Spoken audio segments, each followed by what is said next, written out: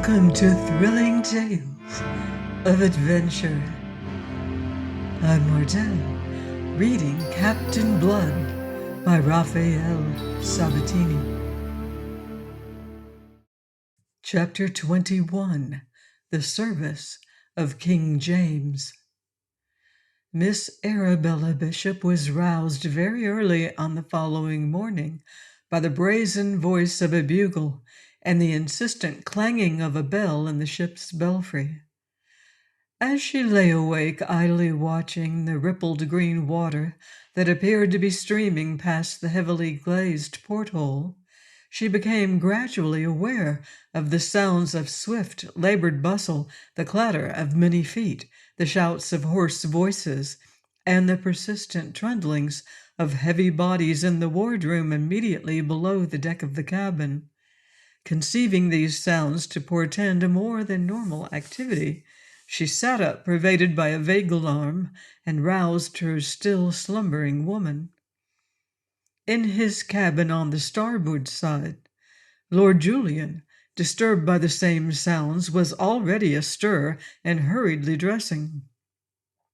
When presently he emerged under the break of the poop, he found himself staring up into a mountain of canvas. Every foot of sail that she could carry had been crowded to the Arabella's yards to catch the morning breeze. Ahead and on either side stretched the limitless expanse of ocean, sparkling golden in the sun, as yet no more than a half-disk of flame upon the horizon straight ahead. About him in the waist, where all last night had been so peaceful, there was a frenzied active bustle of some 80 men. By the rail immediately above and behind Lord Julian stood Captain Blood, in altercation with a one-eyed giant, whose head was swathed in a red cotton kerchief, whose blue shirt hung open at the waist. As his lordship, moving forward, revealed himself, their voices ceased, and Blood turned to greet him. "Good morning to you," he said, and added, "I've blundered badly, so I have. I should have known better than to come so close to Jamaica last night, but I was in haste to land you. Come up here, I have something to show you." Wondering, Lord Julian mounted the companion as he was bidden. Standing beside Captain Blood, he looked astern, following the indication of the captain's hand, and cried out in his amazement. There, not more than 3 miles away, was land, an uneven wall of vivid green that filled the western horizon, and a couple of miles this side of it, bearing after them, came speeding 3 great white ships. "They fly no colors, but they're part of the Jamaica fleet." Blood spoke without excitement, almost with a certain listlessness. "When dawn broke, we found ourselves running to meet them. We went about, and it's been a race ever since. But the Arabella's been at sea these 4 months, and her bottom's too foul for the speed we're needing." Wolverstone hooked his thumbs into his broad leather belt, and from his great height looked down sardonically upon Lord Julian, tall man though his lordship was. "So that you're like to be in yet another sea fight afore you've done with ships, my lord." "That's a point we were just arguing," said Blood, "for I hold that we are in no case to fight against such odds." "The odds be damned!" Wolverstone thrust out his heavy jowl. "We're used to odds. Oz was heavier at Maracaibo, yet we won out and took 3 ships. They was heavier yesterday when we engaged Don Miguel." "Aye, but those were Spaniards." "And what better are these? Are ye afeard of a lubberly Barbados planter? Whatever ails you, Peter? I've never known ye scared before." A gun boomed out behind them. "That'll be the signal to lie to," said Blood in the same listless voice, and he fetched a sigh. Wolverstone squared himself defiantly before his captain. I'll see Colonel Bishop in hell, or ever I lies to for him. And he spat, presumably for purposes of emphasis. His lordship intervened. "Oh, but by your leave, surely there is nothing to be apprehended from Colonel Bishop, considering the service you have rendered to his niece and to me." Wolverstone's hoarse laugh interrupted him. "Ha! Hark to the gentleman!" he mocked. "You don't know Colonel Bishop, that's clear. Not for his niece, not for his daughter, not for his own mother would he forego the blood what he thinks due to him. A drinker of blood he is. A nasty beast. We knows, the captain and me. We been his slaves." "But there is myself," said Lord Julian with great dignity. Wolverstone laughed again, whereat his lordship flushed. He was moved to raise his voice above its usual languid level. "I assure you that my word counts for something in England." "Oh, why in England? But this ain't England, Demi." Came the roar of a second gun, and a round shot splashed the water less than half a cable's length astern. Blood leaned over the rail to speak to the fair young man immediately below him by the helmsman at the whipstaff. "Bid them take in sail, Jeremy," he said quietly. "We lie to." But Wolverstone interposed again. "Hold there a moment, Jeremy," he roared. "Wait." He swung back to face the captain, who had placed a hand on his shoulder and was smiling a trifle wistfully. "Steady, old wolf, steady," Captain Blood admonished him. "Steady yourself, Peter. You've gone mad. Will you doom us all to hell out of tenderness for that cold slip of a girl?" "Stop!" cried Blood in sudden fury. But Wolverstone would not stop. "It's the truth, you fool. It's that cursed petticoat's making a coward of you. It's for her that you're afeard, and she Colonel Bishop's niece. My God, man, you'll have a mutiny aboard, and I'll lead it myself sooner than surrender to be hanged in Port Royal." Their glances met. Sullen defiance braving dull anger, surprise, and pain. "There is no question," said Blood, "of surrender for any man aboard save only myself. If Bishop can report to England that I am taken and hanged, he will magnify himself and at the same time gratify his personal rancor against me. That should satisfy him. I'll send him a message offering to surrender aboard his ship, taking Miss Bishop and Lord Julian with me, but only on condition that the Arabella is allowed to proceed unharmed. It's a bargain that he'll accept, if I know him at all." "It's a bargain he'll never be offered," retorted Wolverstone, and his earlier vehemence was as nothing to his vehemence now. "You're surely daft to even think of it, Peter." "Not so daft as you when you talk of fighting that." He flung out an arm as he spoke to indicate the pursuing ships, which were slowly but surely creeping nearer. "Before we've run another half-mile we shall be within range."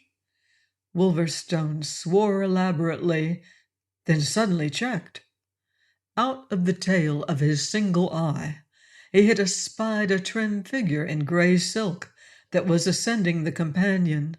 So engrossed had they been that they had not seen Miss Bishop coming from the door of the passage leading to the cabin.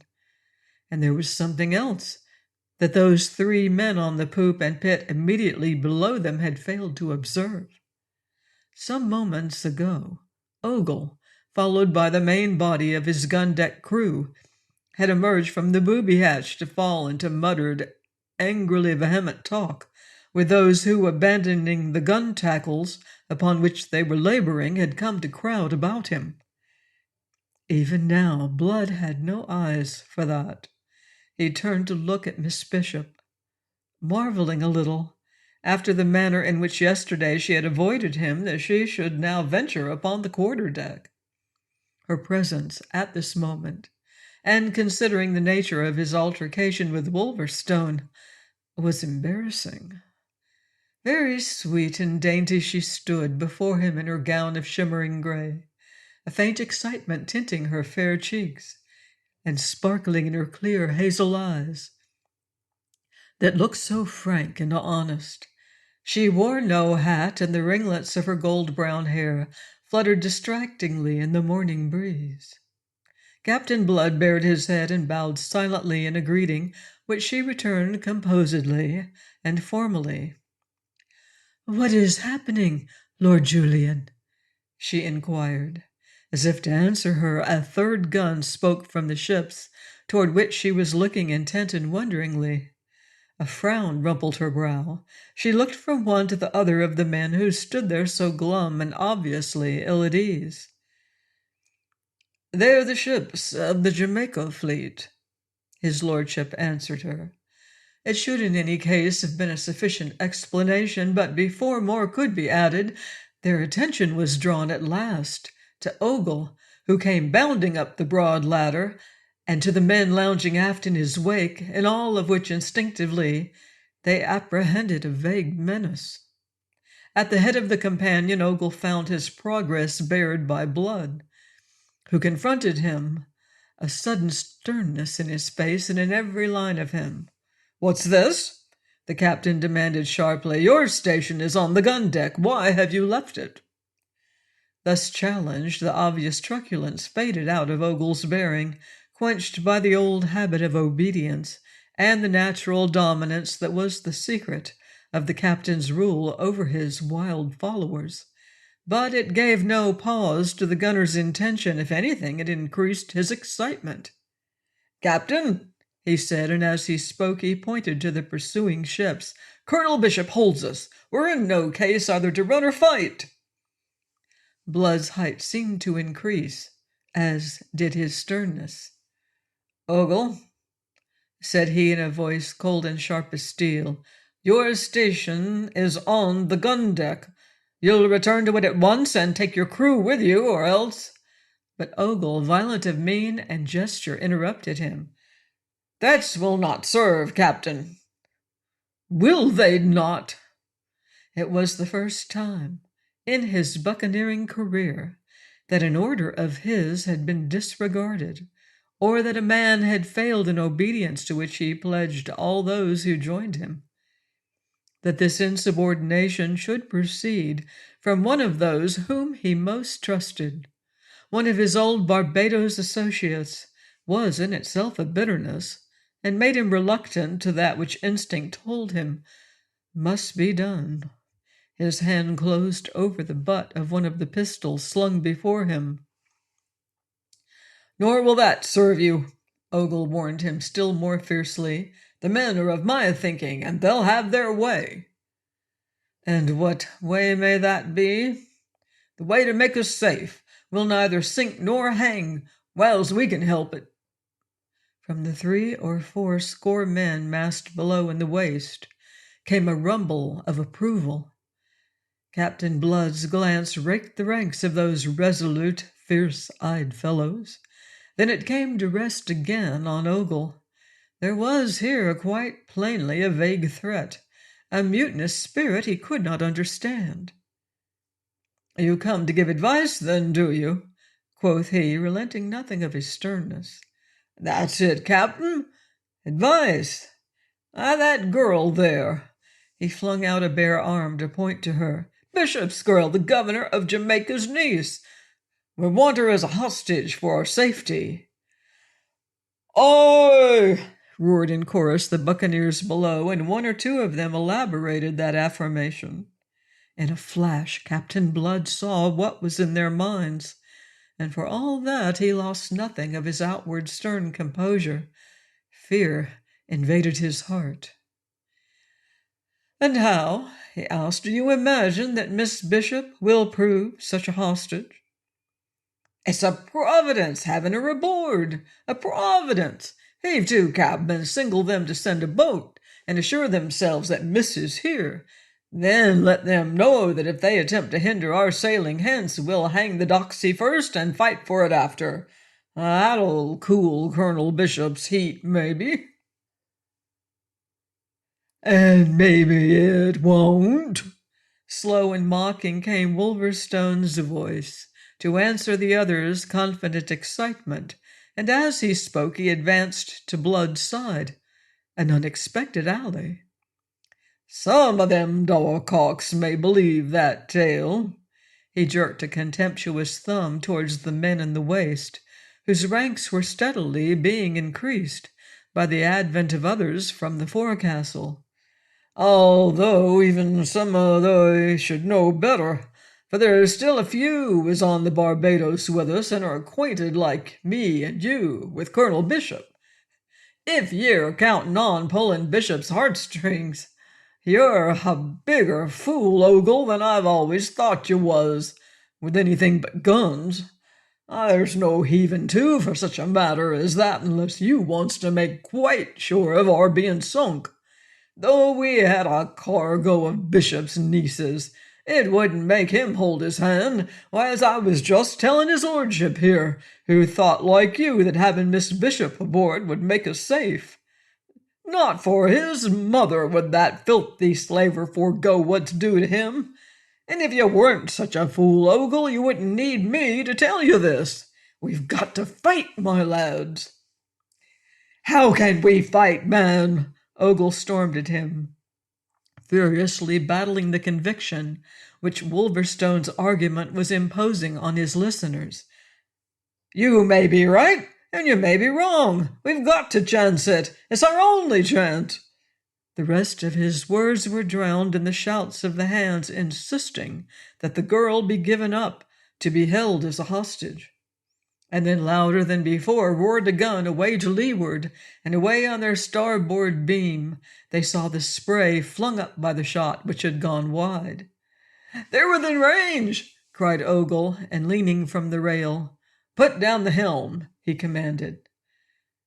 Pitt, at his post beside the helmsman, turned intrepidly to face the excited gunner. "Since when have you commanded on the main deck, Ogle? I take my orders from the captain." "You'll take this order from me, or by God you'll—" "Wait!" Blood bade him, interrupting, and he set a restraining hand upon the gunner's arm. "There is, I think, a better way." He looked over his shoulder aft at the advancing ships, the foremost of which was now a bare quarter of a mile away. His glance swept in passing over Miss Bishop and Lord Julian, standing side by side some paces behind him. He observed her pale and tense, with parted lips and startled eyes that were fixed upon him, an anxious witness of this deciding of her fate. He was thinking swiftly, reckoning the chances if by pistoling Ogle he were to provoke a mutiny. That some of the men would rally to him he was sure, but he was no less sure that the main body would oppose him and prevail in spite of all that he could do, taking the chance that holding Miss Bishop to ransom seemed to afford them. And if they did that, one way or the other Miss Bishop would be lost, for even if Bishop yielded to their demand, they would retain her as a hostage. Meanwhile, Ogle was growing impatient. His arm still gripped by Blood, he thrust his face into the captain's. "What better way?" he demanded. "There is none better. I'll not be bubbled by what Wolverstone has said. He may be right, he may be wrong. We'll test it. It's our only chance. I've said it, and we must take it." The better way that was in Captain Blood's mind was the way that already he had proposed to Wolverstone. Whether the men in the panic Ogle had aroused among them would take a different view from Wolverstone's, he did not know. But he saw quite clearly now that if they consented, they would not on that account depart from their intention in the matter of Miss Bishop. They would make of Blood's own surrender merely an additional card in this game against the governor of Jamaica. "It's through her that we're in this trap," Ogle stormed on. "Through her and through you. It was to bring her to Jamaica. You risked all our lives, and we're not going to lose our lives as long as there's a chance to make ourselves safe through her." He was turning again to the helmsman below when Blood's grip tightened on his arm. Ogle wrenched it free with an oath, but Blood's mind was now made up. He had found the only way, and repellent though it might be to him, he must take it. "That is a desperate chance," he cried. "Mine is the safe and easy way. Wait!" He leaned over the rail. "Put the helm down," he bade Pitt. "Heave her to. Signal to them to send a boat." A silence of astonishment fell upon the ship, of astonishment and suspicion at the sudden yielding. But Pitt, although he shared it, was prompt to obey. His voice rang out, giving the necessary orders, and after an instant's pause a score of hands sprang to execute them. Came the creak of blocks and the rattle of slatting sails as they swung aweather, and Captain Blood turned and beckoned Lord Julian forward. His lordship, after a moment's hesitation, advanced in surprise and mistrust, a mistrust shared by Miss Bishop, who, like his lordship and all else aboard, though in a different way, had been taken aback by Blood's sudden submission to the demand to lie to. Standing now at the rail with Lord Julian beside him, Captain Blood explained himself. Briefly and clearly he announced to all the object of Lord Julian's voyage to the Caribbean, and he informed them of the offer which yesterday Lord Julian had made to him. "That offer I rejected, as his lordship will tell you, deeming myself affronted by it. Those of you who have suffered under the rule of King James will understand me. But now, in the desperate case in which we find ourselves, outsailed and likely to be outfought, as Ogle has said, I am ready to take the way of Morgan, to accept the king's commission and shelter us all behind it." It was a thunderbolt that for a moment left them all dazed. Then Babel was reenacted. The main body of them welcomed the announcement as only men who have been preparing to die can welcome a new lease of life. But many could not resolve one way or the other until they were satisfied upon several questions, chiefly upon one which was voiced by Ogle. "Will Bishop respect the commission when you hold it?" It was Lord Julian who answered. "It will go very hard with him if he attempts to flout the king's authority. And though he should dare attempt it, to be sure, his own officers will not dare to do other than oppose him." "Aye," said Ogle, "that is true." But there were some who were still in open and frank revolt against the course. Of these was Wolverstone, who at once proclaimed his hostility. "I'll rot in hell ever I serves the king," he bawled in a great rage. But Blood quieted him and those who thought as he did. "No man need follow me into the king's service who is reluctant.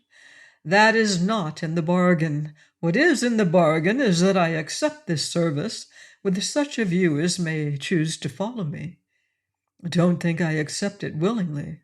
For myself, I am entirely of Wolverstone's opinion. I accept it as the only way to save us all from the certain destruction into which my own act may have brought us, and even those of you who do not choose to follow me shall share the immunity of all and shall afterwards be free to depart. Those are the terms upon which I sell myself to the king. Let Lord Julian, the representative of the Secretary of State, say whether he agrees to them." Prompt, eager, and clear came his lordship's agreement, and that was practically the end of the matter. Lord Julian, now the butt of good-humoredly ribald jests and half-derisive acclamations, plunged away to his cabin for the commission, secretly rejoicing at a turn of events which enabled him so creditably to discharge the business on which he had been sent. Meanwhile, the boatswain signaled to the Jamaica ships to send a boat, and the men in the waist broke their ranks and went noisily flocking to line the bulwarks and view the great stately vessels that were racing down towards them. As Ogle left the quarter-deck, Blood turned and came face to face with Miss Bishop. She had been observing him with shining eyes, but at sight of his dejected countenance and the deep frown that scarred his brow, her own expression changed. She approached him with a hesitation entirely unusual to her. She set a hand lightly upon his arm. "You have chosen wisely, sir," she commended him, "however much against your inclinations." He looked with gloomy eyes upon her, for whom he had made this sacrifice. "I owed it to you, or thought I did," he said. She did not understand. "Your resolve delivered me from a horrible danger," she admitted, and she shivered at the memory of it. "But I do not understand why you should have hesitated when first it was proposed to you. It is an honorable service." "King James," he sneered. "England's," she corrected him in reproof. "The country is all, sir. The sovereign not. King James will pass. Others will come and pass. England remains to be honorably served by her sons, whatever rancor they may hold against the man who rules her in his time." He showed some surprise. Then he smiled a little. "Shrewd advocacy." He approved it. "You should have spoken to the crew." And then, the note of irony deepening in his voice, "Do you suppose now that this honorable service might redeem one who was pirate and a thief?" Her glance fell away. Her voice faltered a little in replying.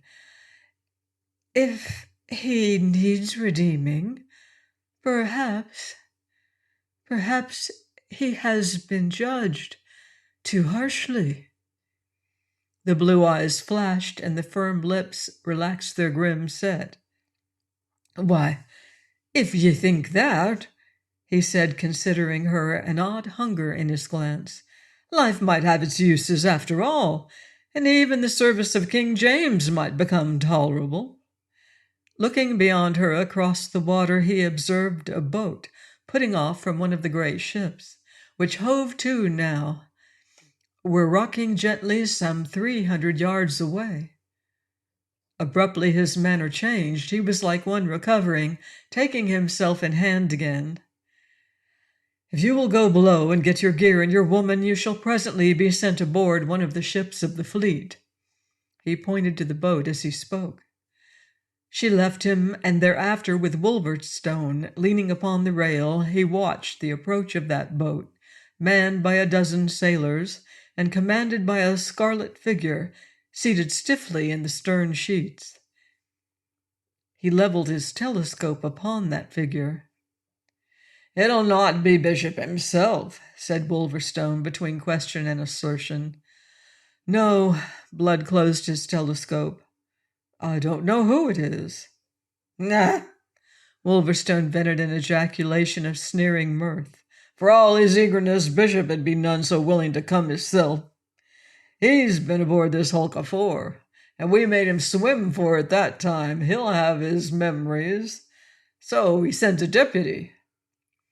This deputy proved to be an officer named Calverley, a vigorous, self-sufficient fellow, comparatively fresh from England, whose manner made it clear that he came fully instructed by Colonel Bishop upon the matter of how to handle the pirates. His air as he stepped into the waist of the Arabella was haughty, truculent, and disdainful. Blood, the king's commission now in his pocket, and Lord Julian standing beside him, waited to receive him. and Captain Calverley was a little taken aback at finding himself confronted by two men so very different outwardly from anything that he had expected. But he lost none of his haughty poise, and scarcely deigned a glance at the swarm of fierce half-naked fellows lounging in a semicircle to form a background. "Good day to you, sir," Blood hailed him pleasantly. "I have the honor to give you welcome aboard the Arabella. My name is Blood, Captain Blood, at your service. You may have heard of me." Captain Calverley stared hard. The airy manner of this redoubtable buccaneer was hardly what he had looked for in a desperate fellow compelled to ignominious surrender. A thin, sour smile broke on the officer's haughty lips. "You'll ruffle it to the gallows, no doubt," he said contemptuously. "I suppose that is after the fashion of your kind. Meanwhile, it's your surrender I require, my man, not your impudence." Captain Blood appeared surprised, pained. He turned in appeal to Lord Julian. "Did you hear that, Dow? And did you ever hear the like? But what did I tell you? You see, the young gentleman's under a misapprehension entirely. Perhaps it'll save broken bones if your lordship explains just who and what I am." Lord Julian advanced a step and bowed perfunctorily, and rather disdainfully, to that very disdainful but now dumbfounded officer. Pitt, who watched the scene from the quarter-deck rail, tells us that his lordship was as grave as a parson at a hanging. But I suspect this gravity for a mask under which Lord Julian was secretly amused. "I have the honor to inform you, sir," he said stiffly, "that Captain Blood holds a commission in the King's service under the seal of my Lord Sunderland, His Majesty's Secretary of State." Captain Calverley's face empurpled. His eyes bulged. The buccaneers in the background chuckled and crowed and swore among themselves in their relish of this comedy. For a long moment Calverley stared in silence at his lordship, observing the costly elegance of his dress, his air of calm assurance, and his cold, fastidious speech, all of which savored distinctly of the great world to which he belonged. "And who the devil may you be?" he exploded at last. Colder still and more distant than ever grew his lordship's voice. "You're not very civil, sir, as I have already noticed. My name is Wade, Lord Julian Wade. I am His Majesty's envoy to these barbarous ports, and my Lord Sunderland's near kinsman. Colonel Bishop has been notified of my coming." The sudden change in Calverley's manner at Lord Julian's mention of his name showed that the notification had been received and that he had knowledge of it. "I believe that he has," said Calverley between doubt and suspicion. "That is, that he has been notified of the coming of Lord Julian Wade, but aboard this ship?" The officer made a gesture of helplessness, and surrendering to his bewilderment, fell abruptly silent. "I was coming out on the Royal Mary." "That is what we were advised. But the Royal Mary fell a victim to a Spanish privateer, and I might never have arrived at all but for the gallantry of Captain Blood, who rescued me." Light broke upon the darkness of Calverley's mind. "I see. I understand." "I will take leave to doubt it." His lordship's tone abated nothing of its asperity, but that can wait. "If Captain Blood will show you his commission, perhaps that will set all doubts at rest, and we may proceed. I shall be glad to reach Port Royal." Captain Blood thrust a parchment under Calverley's bulging eyes. The officer scanned it, particularly the seals and signature. He stepped back, a baffled, impotent man. He bowed helplessly. "I must return to Colonel Bishop for my orders," he informed them. At that moment a lane was opened in the ranks of the men, and through this came Miss Bishop, followed by her octoroon woman. Over his shoulder Captain Blood observed her approach.